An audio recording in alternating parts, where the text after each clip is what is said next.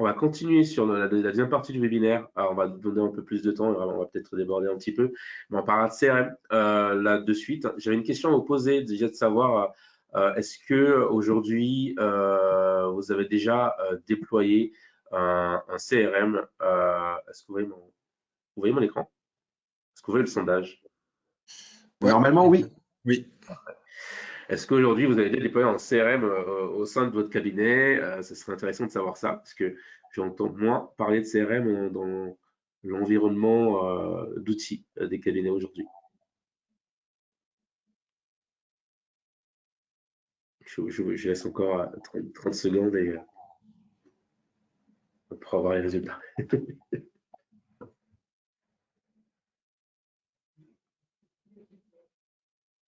Parfait. Alors encore allez, 10 secondes.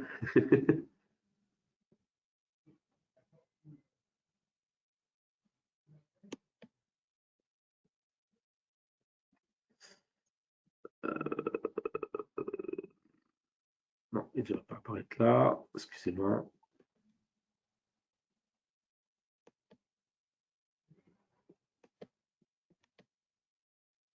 Est-ce que vous voyez les résultats? Oui. Ouais. Donc on a 38% de oui et 63% de non. Ça ne me surprend pas parce qu'effectivement dans les échanges on entend un petit peu moins. Ça aurait été sympa d'entendre justement les retours de ceux qui utilisent les CRM aujourd'hui, mais je ne pourrais pas, faute de temps, vous ouvrir le micro. Mais on va plutôt, on va en parler. Le slide d'après, merci en tout cas de vos retours, hein.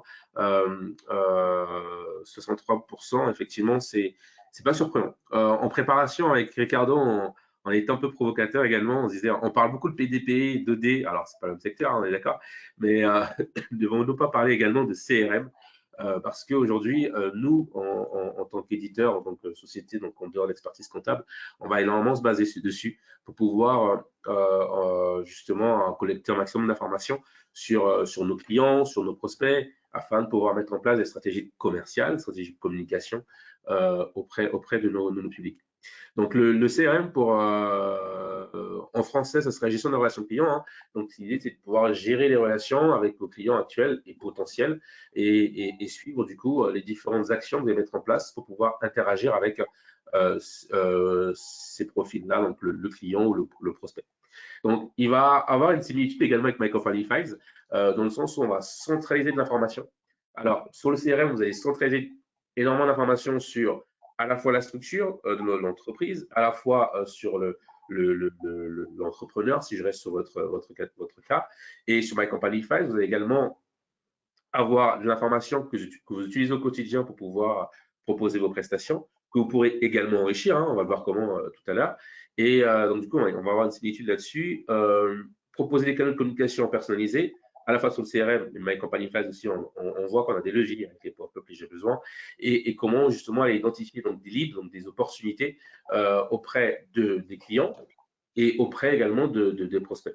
Donc l'idée là-dedans, ce sera pour améliorer, comme je disais tout à l'heure, votre relation à la fois commerciale et aller chercher de la fidélisation et surtout augmenter votre chiffre d'affaires par la suite. Donc comment développer une stratégie de marketing, de CRM marketing, c'est ce qu'on va voir tout de suite. On va parler de fidélisation de clients et de vente additionnelle. Nous, en interne, on utilise un CRM, chez My Company Files, on Alors, utilise un CRM qui Jérôme, est… Oui, Jérôme, ouais, oui. on voit pas tes slides. Ah, Là, on voit pardon, ce sondage, merci. mais Je suis allé trop vite, j'ai pas masqué. Est-ce que là, vous voyez mon écran là? oui, c'est bon. Merci. Merci Maëlys aussi qui a interpellé dans le chat. Je disais donc chez My Company Files excusez-moi. Voilà. Chez My Company Files, on utilise un CRM, hein, il s'appelle HubSpot. C'est un des plus connus sur le marché qui est très simple d'usage. Mais on a essayé de retranscrire également notre usage du CRM. Donc, du coup, le CRM, pour en faire un choix et pour pouvoir l'utiliser, il faut qu'il rentre dans une stratégie globale du cabinet aujourd'hui. Et du coup, il va venir en appui, en béquille, pour pouvoir soutenir cette stratégie et donc savoir quels sont les objectifs que vous voulez atteindre. Et du coup, avec le CRM, comment est-ce que vous voulez l'atteindre avec le CRM? Donc, le CRM va venir vous proposer une palette d'outils, de canaux, d'actions possibles à faire pour le cabinet. L'idée pour nous, alors, les actions possibles, les campagnes possibles, c'est un peu à l'infini. On voulait vous proposer des suggestions, de réflexions, du pratico-pratique, quelque chose que vous pouvez mettre en place au sein de votre cabinet. Donc, voilà ce qu'on va vous présenter par la suite. Donc, nous, nos prérequis au départ, déjà, avant d'avoir un CRM, et donc ça le vaut du coup pour le CRM comme pour My Company Files, c'est déjà de faire un état des lieux de votre portefeuille client aujourd'hui. Du coup, dans un premier temps et dans un deuxième temps, on le verra après, un état des lieux de votre portefeuille d'offres, de services que vous proposez. On va parler de segmentation. On sait que quand même la facturation électronique, il faut mieux connaître ses clients, il faut segmenter votre base de données, il faut recenser, centraliser un maximum d'informations sur vos clients. Alors, un maximum d'informations sur l'entreprise. Par exemple, si je suis sur le CRM, je pourrais aller continuer. Bon, déjà, vous avez les éléments comptables, le bilan, le résultat, etc. Mais je pourrais aller chercher à connaître, à mettre à jour l'effectif, par exemple, de mon client, les informations qui vont m'aider à pouvoir proposer d'autres offres par rapport à cette typologie de client-là. Par exemple, si vous avez un client qui vient vous voir juste uniquement pour CLMP, est-ce qu'il a d'autres structures derrière pour lesquelles il ne vous a pas sollicité et que vous pourrez justement avoir connaissance pour pouvoir proposer une offre supplémentaire pour l'accompagner de façon globale sur l'ensemble de ces prestations. Donc du coup, ce CRM-là, avec les informations que vous aurez collectées et centralisées, l'idée sera de l'enrichir au fil de l'eau pour pouvoir avoir un maximum d'informations et, comme je disais tout à l'heure, pour affiner votre stratégie d'approche par la suite. Et la même chose sera faite quasiment sur vos offres également. Ça sera de cartographier les offres actuelles du cabinet. Est-ce que mes offres, quelles sont les offres que j'ai aujourd'hui?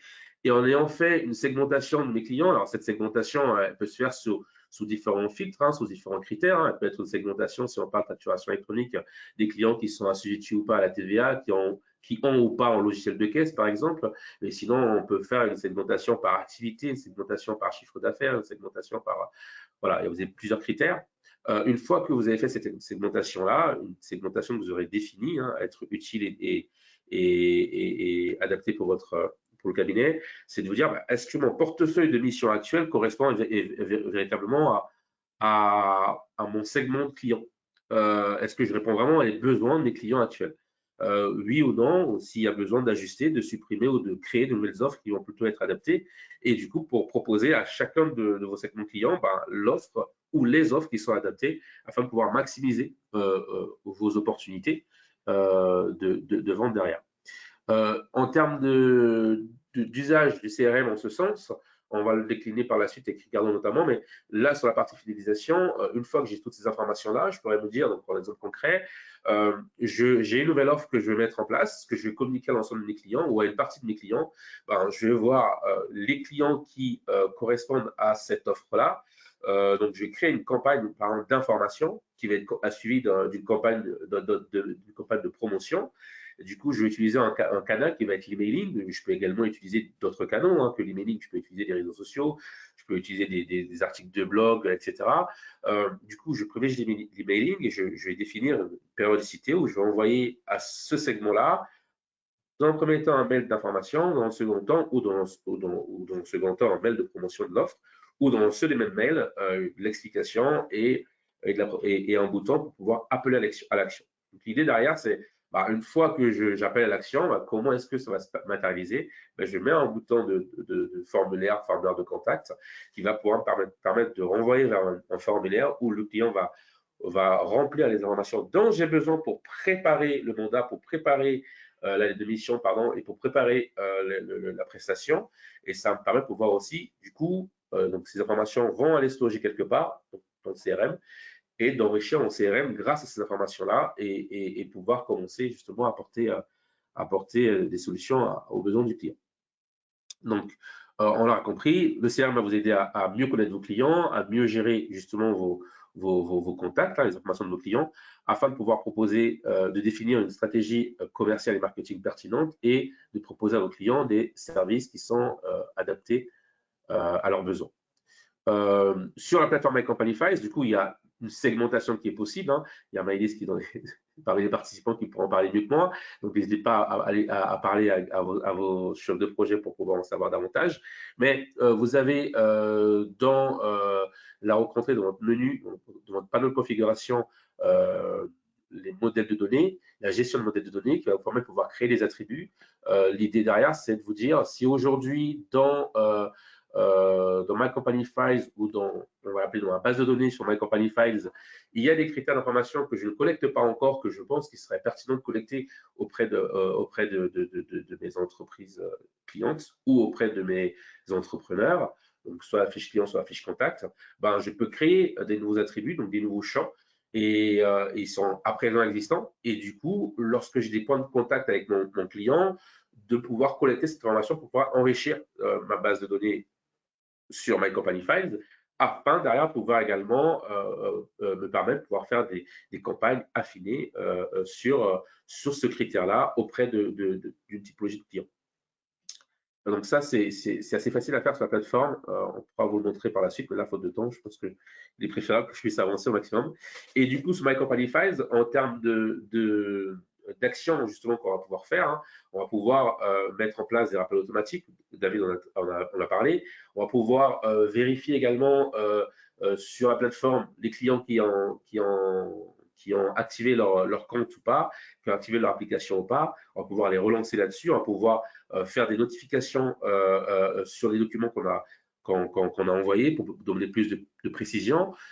Ces éléments-là font partie du coup du suivi client que vous pouvez faire sur My Company Files, mais en prenant un peu de hauteur, vous pouvez également le faire sur votre base de données. Si jamais il y a encore des clients qui ne sont pas encore sur My Company Files, même s'il faudrait être 100% de clients sur la plateforme, mais vous pouvez également le faire sur votre CRM, parce que votre CRM va avoir des fonctionnalités qui va vous permettre de pouvoir aller encore plus loin dans l'enrichissement de la base, dans les actions commerciales, notamment dans le suivi d'actions commerciales, dans le suivi de portefeuille client, le segment qui vous a apporté plus de chiffre d'affaires que d'autres, etc., en termes de pilotage.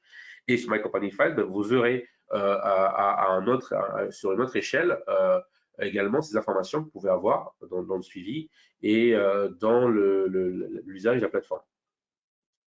En ce qui concerne les manières de promouvoir sur la plateforme, vous aurez du coup, vous connaissez, hein, les fonctionnalités comme les pop-up, l'actualité, les j'ai besoin, pour pouvoir mettre en avant votre portefeuille client, votre portefeuille d'offres, pardon, et permettre à vos clients, en étant sur vos plateformes, applications mobiles, de pouvoir accéder à votre catalogue d'offres et pouvoir faire des demandes d'informations dessus afin de pouvoir solliciter votre accompagnement. Et du coup, le CRM serait allié avec My Company Files parce que avec votre CRM, vous pouvez faire des campagnes emailing de façon massive sur vos clients et de pouvoir mettre à disposition un formulaire de contact et préparer du coup vos clients en disant sachez que vous aurez également cette formation sur votre portail client et le portail client serait du coup en relais de ces communications-là avec les fonctionnalités de portail client qui sont le pop-up ou les j'ai besoin notamment. En termes d'identification de recrutement client, merci Aurélien. Du coup, je laisse la parole à Ricardo pour nous présenter justement le recrutement auprès avec l'usage en CRM. Pardon. Merci beaucoup, Géraud. Alors, pour commencer cette partie, rien de mieux que d'avoir un retour d'expérience. David, quelles sont les actions de marketing que toi tu as mis en place actuellement?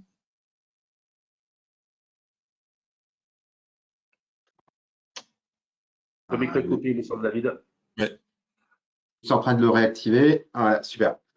Oui, pour rebondir par rapport aux actions marketing, quand on avait préparé le webinaire, moi, ce que j'avais indiqué aujourd'hui en termes de sources flux de prospects déjà, pour parler des prospects, ça va être essentiellement la visibilité sur Internet, fiche Google. J'ai très souvent des demandes de prospects via la fiche Google qui renvoient vers mon site Internet et après des demandes.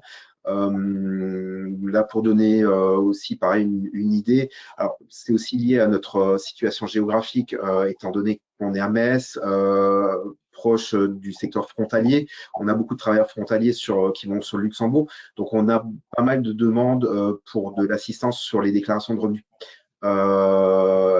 Évidemment, c'est pareil, ce que j'expliquais, c'est que là, j'en prends plus au 15 mai, encore en accepter, ça devient compliqué parce que le temps de collecter les éléments, etc., de mettre en place la mission.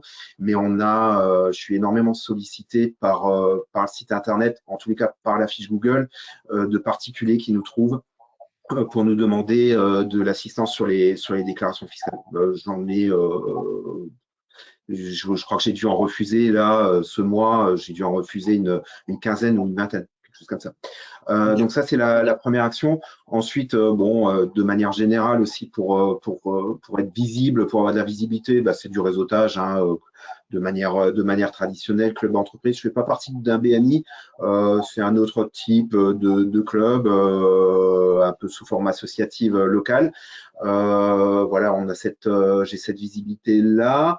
Et puis après, ben, au niveau des actions marketing, au sens large, au niveau des clients, comment dire, des clients existants, du portefeuille client existant pour faire des actions pour développer le chiffre d'affaires avec des missions complémentaires.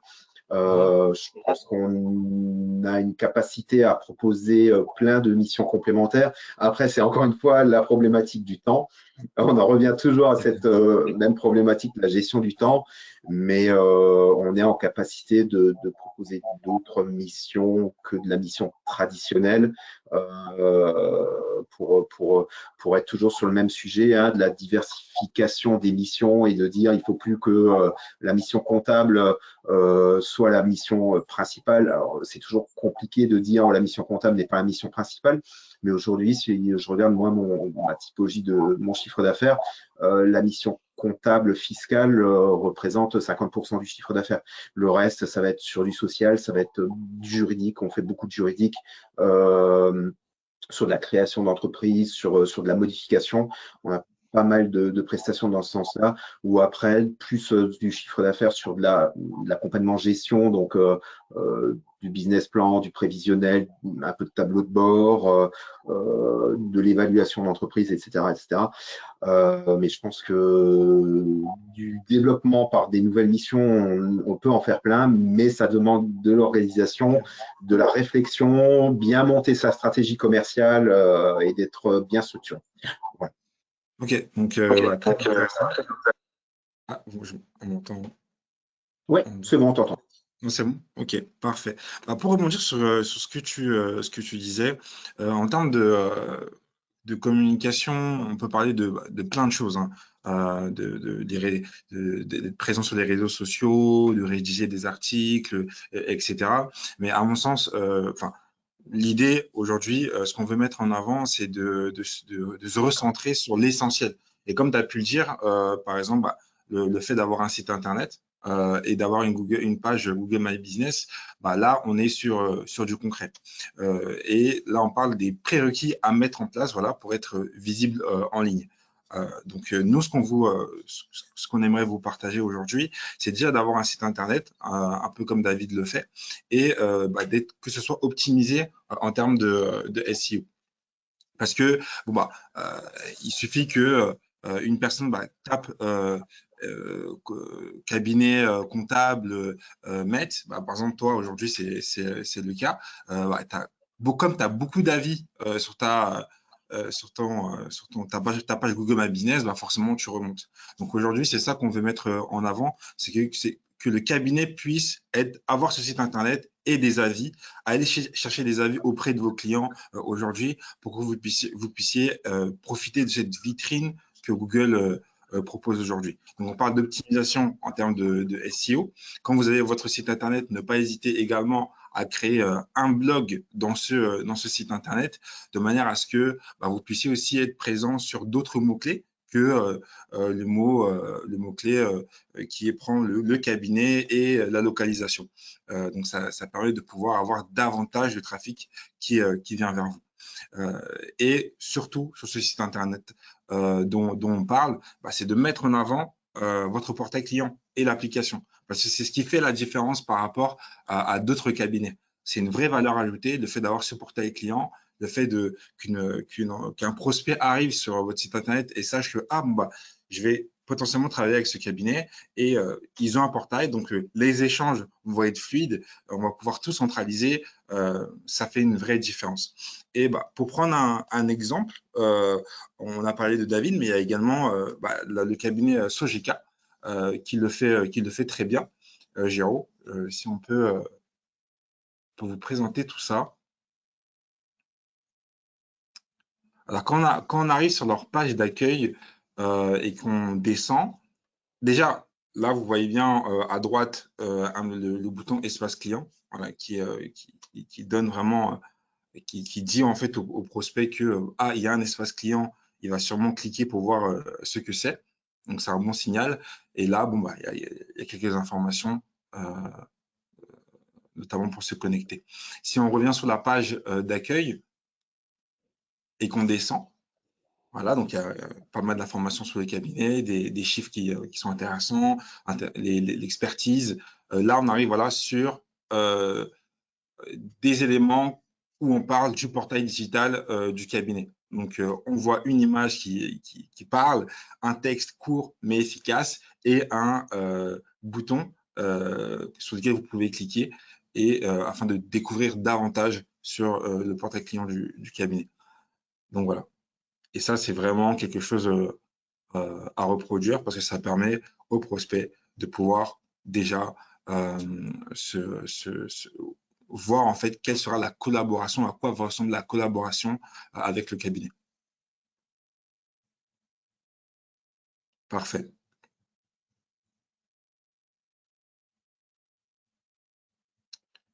Merci Géraud. On va revenir sur la slide. Donc voilà, on vous a parlé de la mise en avant du portail, mais il y a aussi la possibilité de vous rendre visible sur les annuaires, notamment les annuaires de l'ordre des experts comptables. Ça, il me semble automatique, mais il y a d'autres annuaires sur lesquels vous pouvez être présent et qui vous permettent de pouvoir être visible auprès du prospect. Et puis les pages jaunes, etc.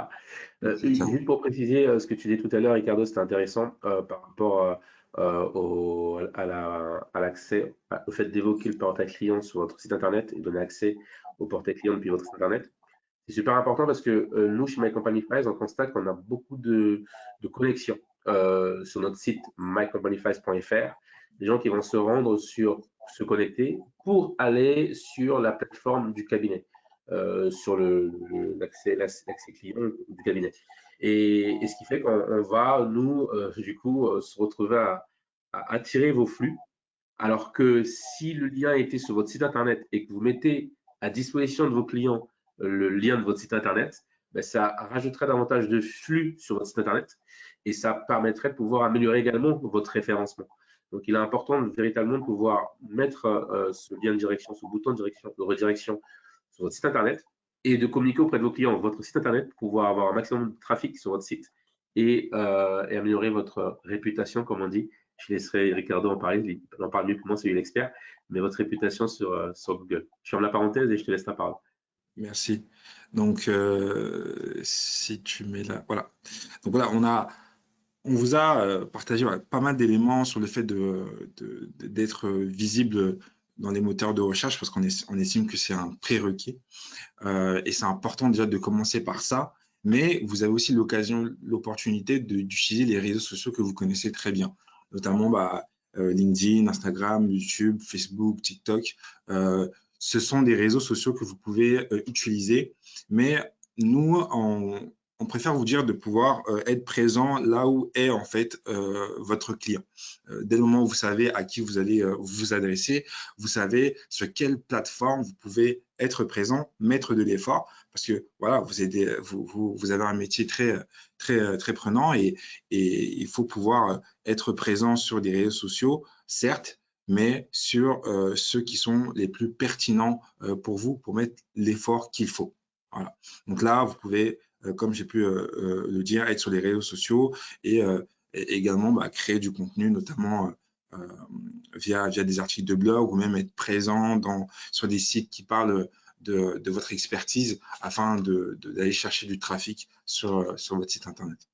Et surtout, tout ça c'est pour aller générer des prises de rendez-vous. Parce que quand on parle de communication, c'est vrai, c'est pour se rendre visible, mais quel est l'objectif derrière? L'objectif, c'est de pouvoir mettre en avant votre expertise pour pouvoir attirer des prospects qui, eux, vont prendre rendez-vous avec vous. Donc, c'est pour ça qu'on vous partage tous ces éléments-là, de pouvoir être, si dans un premier temps, vous êtes uniquement sur un canal, c'est pas problématique. Il suffit que ce soit le bon, et là, derrière, on va aller chercher du lead. Voilà, on peut passer sur l'autre slide.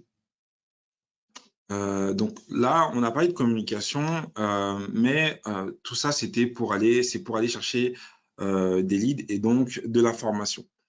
Comme a pu bien le dire Giro, c'est là où on va prendre en fait, là où on va utiliser en fait le CRM. C'est très important de pouvoir utiliser un CRM et le formulaire, par exemple, de prise de contact où vos prospects vont prendre contact, vont prendre rendez-vous, pardon, sera connecté à ce CRM dont on est en train de parler.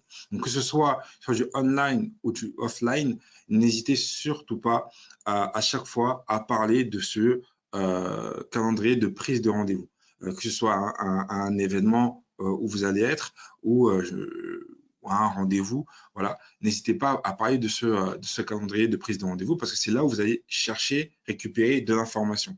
Si vous avez une personne en face de vous et que vous lui posez des questions, d'accord, c'est bien, mais il faut que ce soit centralisé. Et si ça se fait automatiquement, bah, c'est mieux parce que derrière, vous allez pouvoir faire des communications, comme a pu le dire Géraud précédemment. Donc, on centralise toute l'information dans le CRM de manière à ce qu'on puisse communiquer le bon message aux bonnes personnes, que ce soit des prospects ou des prospects qui sont devenus clients. Voilà.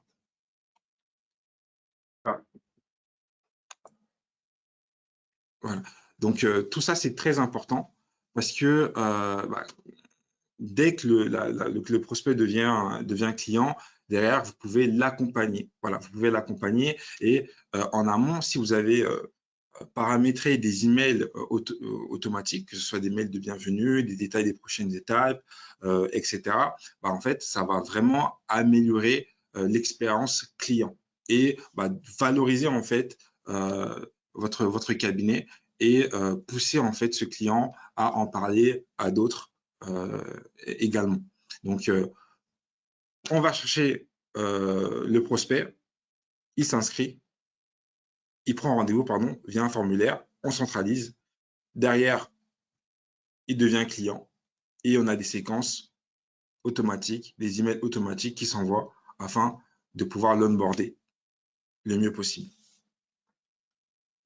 Ricardo, merci. Et juste pour préciser, dans la centralisation de l'information, c'est que même si vous utilisez un réseau social ou deux ou plusieurs, ils sont connectés à votre CRM et votre CRM va pouvoir centraliser toutes les statistiques de vos réseaux sociaux, toutes les statistiques de vos compagnies mailing. Et même si sur notre l'outil qu'on utilise notamment, même lorsqu'on a des interactions avec vous téléphoniques, c'est enregistré, non pas le contenu, mais le fait qu'il y ait eu un contact téléphonique avec ce client-là.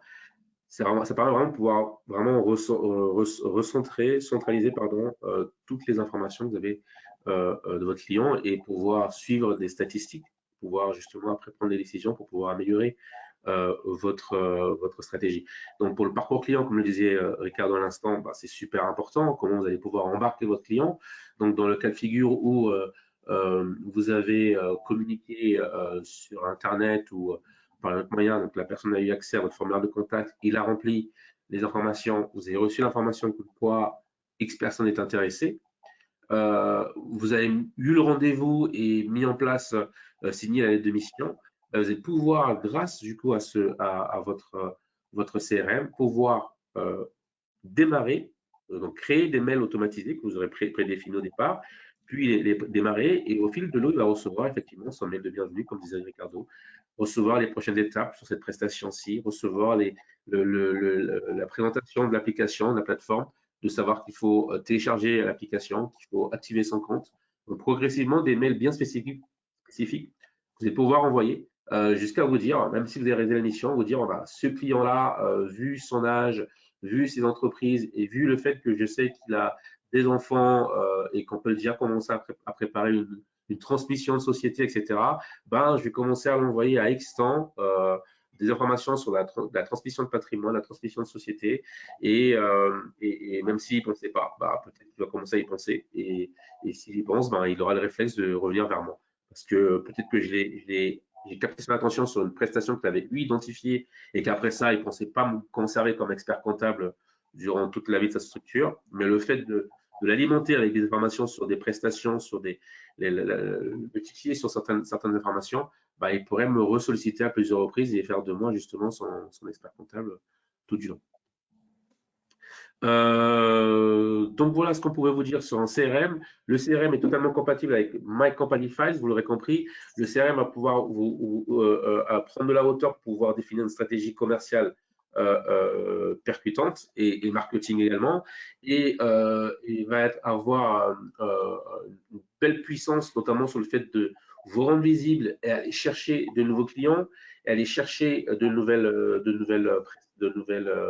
enfin, aller proposer de nouveaux services à vos clients actuels, de pouvoir fidéliser vos clients en mettant à disposition différents contenus par différents canaux, dans l'emailing, dans les réseaux sociaux, dans la partie téléphonique également, et de pouvoir centraliser toutes les activités, toutes les actions qu'il y a eu avec vos clients pour savoir, bah, en fait, ce client-là, Géraud, bah, je sais qu'il a participé à tel webinaire, je sais il a reçu tel newsletter, il a répondu à tel lien, etc.